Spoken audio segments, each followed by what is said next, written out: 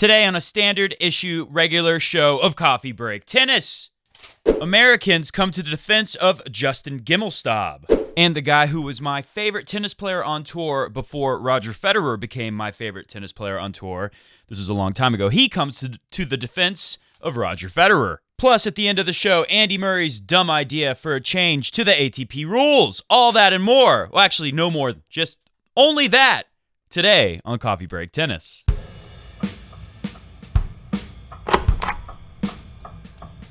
Boy, oh boy, it is good to be back. Thank you for tuning in to Coffee Break Tennis. This is the first time we've done a regular show, not a 20 slams of Christmas tennis history lesson in, I don't know, a couple weeks or something. So we're going to keep it pretty short because we're doing 2 videos today and we're under a time crunch. Make sure you check out today's 20 slams of Christmas where Roger Federer wins his first ever U.S. Open. Up there, click there, or at the end of this video. Watch this video first. At the end, the end screen will show you all the great stuff that we've got going on for the Christmas season. So we've got a couple things here. Mardy Fish and John Isner. We haven't covered this Gimelstob Gate yet.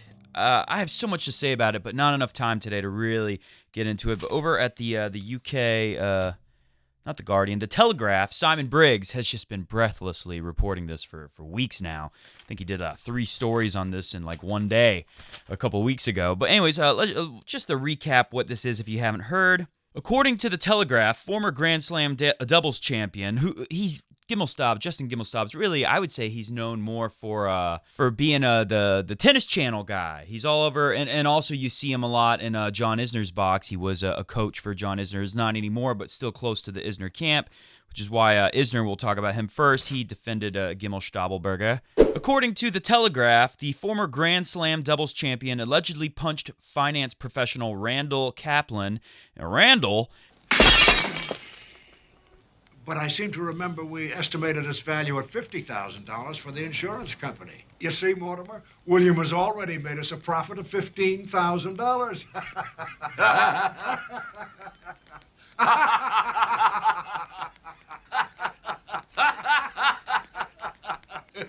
You want me to break something else? No. In the face and head repeatedly and threatened to kill him in October. Of course, the weird...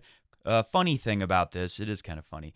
It was Halloween, and Gimelstob supposedly was dressed up as a character from Top Gun, so he was in like a pilot outfit, beating the heck out of this guy, apparently in public.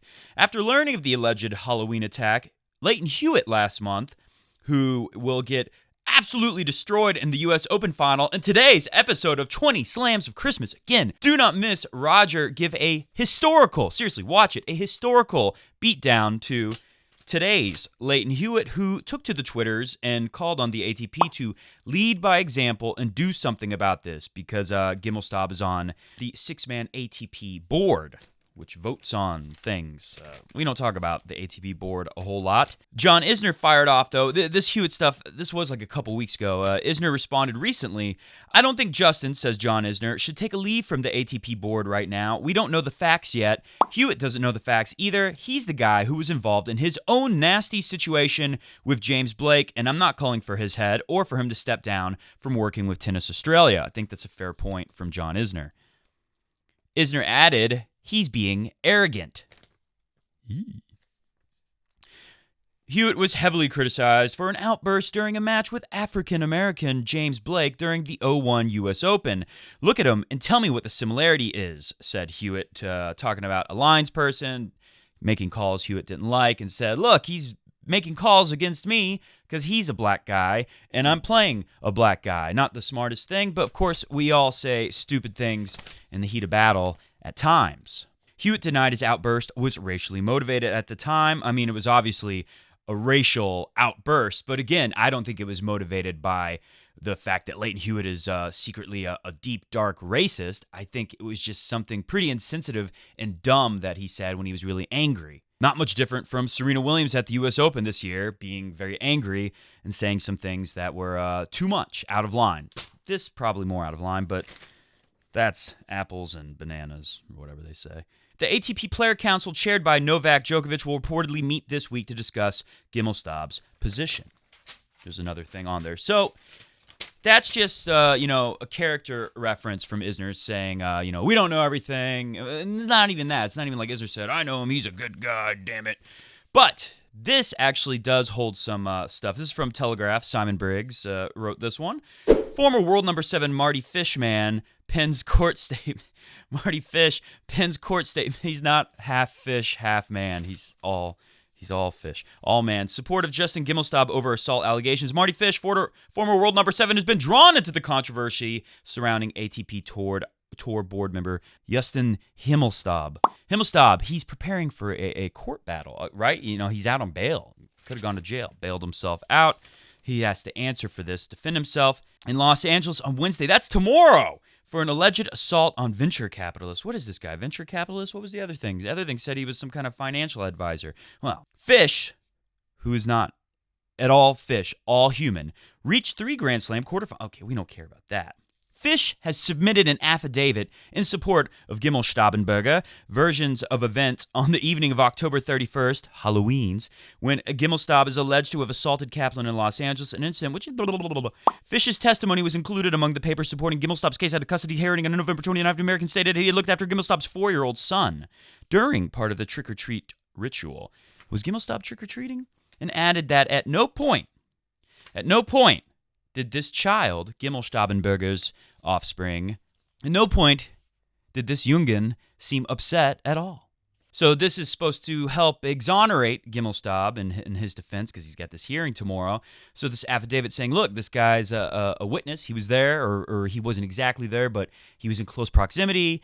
If my child had witnessed this fight where I supposedly hit some guy and said I'm going to kill him in my Top Gun outfit, Justin Gimelstobenberger, if the child had been around when this stuff was going on, child would be visibly, noticeably upset, a reasonable person could assume. And Mardy Fishsticks, who was there watching child, said, I didn't see anything like that, Your Honor. So Justin Gimelstobenberger has stepped down from, he's taken a leave of absence from Tennis Channel. He could be back, very likely could not. But he's still on this ATP board. There were rumors that he would be the next ATP president. That's significant. And of course, if he's guilty, it's gonna hurt his career in the tennis business. Now, Mr. Fish is very likely to be called in to actually testify. And Fish's testimony made no reference to Kaplan, that's the venture capitalist fighter, altercation between the two men, Gimelstobenberger and Kaplan. But the Telegraph understands that he is likely, Mr. Fishsticks, to be called into court as part of the Los Angeles Police Department's case against Gimelstobenberger and asked whether he witnessed the incident. That would be pretty interesting if Mr. Fish actually had seen this fight, what he would say about it. Was there really a fight? It sounds pretty crazy for it to just be made up, but it also sounds pretty crazy and wild for there not to be a bunch of witnesses who saw it. So some want him to take the leave of absence or step down from the ATP board. Mr. Isner, who's his buddy and worked with him, he was his coach, Gimelstobenberger. Isner says you're innocent until proven guilty. I tend to agree with the innocent till proven guilty people, but boy, makes you appreciate a feller like Roger Federer just so much when you see what can happen out there. Let's go back over here because so these guys are character witnesses or whatever you want to call them for Justin Gimelstobenberger. But here's someone who wants to be character witness for Mr. Roger Federer, who's been under his own attacks. Not quite as bad, but of course we know Julien Benneteau, the big toe of France, who is, I didn't realize doing my tennis history lessons, he's born the same year as Roger Federer. They're from the same generation. And we know how their careers have been very different. Maybe he's a little bitter. I don't know.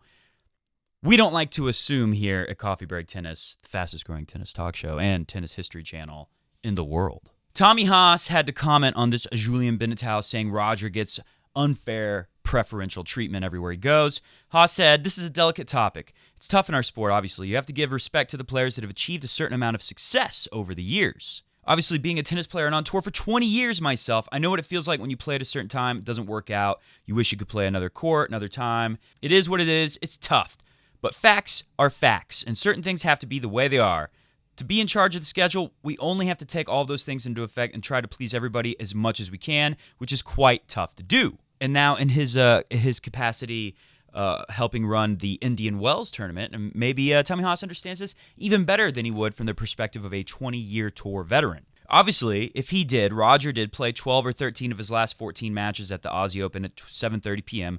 That's prime time. Everybody loves Roger around the world. You have to take those sort of things into account. And in the end, that is the tournament director's choice. I mean, yeah. Tommy Haas makes it pretty obvious. What is the solution here? We're going to tell the tournament directors at tournaments what they're allowed to do with scheduling because it's unfair? Backhand overhead. Get out of here. It's nuts. You put the big name up, sell the tickets, grow the sport. Thank you, Roger Federer, for helping grow this great sport. And Craig Smiley-Tiley, Australian Open tournament director, who makes arguably the best scheduling choices from a tournament director at all of the tennis tournaments in the world.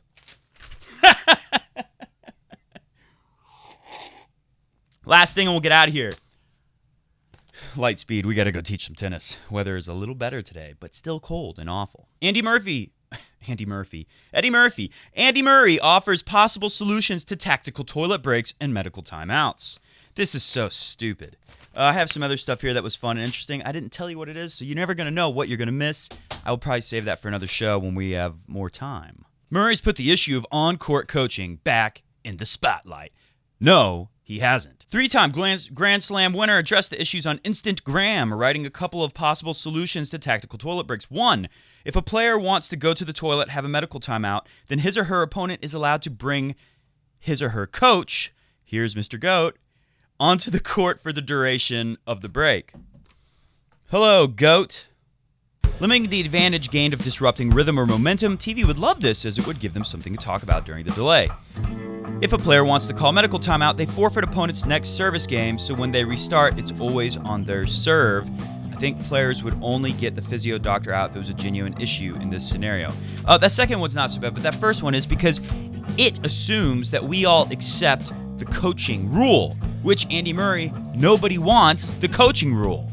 Save your coaching for the stands, like Serena and Patrick Mouratoglou do. Duh! All right. That's it. I'm getting out of here. We will be back tomorrow with a tennis lesson history doubleheader. Click up there to watch 3 episodes of 20 Slams of Christmas, Roger Federer's 20 slams done in tennis history style. There's really just the reviews are in and they are rave. It is a great idea that my cat had. See ya! It's Billy Ray's vase, right? I own this vase, and I can play like Harlem Globetrotter shit with it in, right? Okay, you want Mellow Lemon shit, right? Hey, man, I'm sorry about that. Perfectly all right, William. It was your vase. That's a cheap vase, man. That was a fake, right? I think we paid $35,000 for it.